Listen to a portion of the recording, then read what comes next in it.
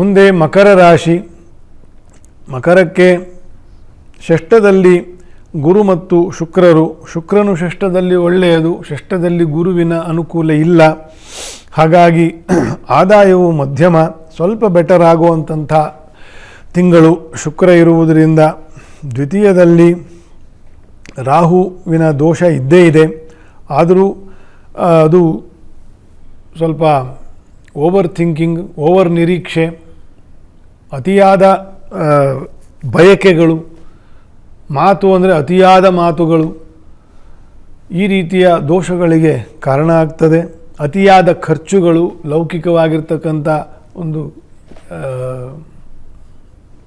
ಬೇಕಾಬಿಟ್ಟಿ ಖರ್ಚುಗಳು ಅಂತೇನು ಹೇಳ್ತೀವಿ, ಈ ರೀತಿಯ ಅನಿಷ್ಟ ಖರ್ಚುಗಳಿಗೆ ಕಾರಣ ಆಗ್ತದೆ ದ್ವಿತೀಯದಲ್ಲಿ ಇರ್ತಕ್ಕಂಥ ಪಾಪಗ್ರಹನಿಂದ. ಹಾಗಾಗಿ ಮಕರ ರಾಶಿಯವರು ಸಾಕಷ್ಟು ಜಾಗೃತಿಯಿಂದ ಇರಬೇಕು, ಇಲ್ಲದಿದ್ದರೆ ಕಷ್ಟ ಆಗ್ತದೆ. ದ್ವಿತೀಯ ರಾಹುವಿನ ಖರ್ಚು ವೆಚ್ಚ ಮತ್ತು ಮಾತಿನ ವಿಷಯದಲ್ಲಿ ಮಕರ ರಾಶಿಗೆ ಅನೇಕ ವ್ಯವಹಾರಗಳ ಅವಕಾಶಗಳು ಬರ್ತಾವೆ. ವಾಸ ಮತ್ತು ಕೆಲಸದ ಜಾಗವು ಬದಲಾವಣೆ ಆಗ್ತಕ್ಕಂತಹ ತಿಂಗಳು ಅನೇಕರಿಗೆ.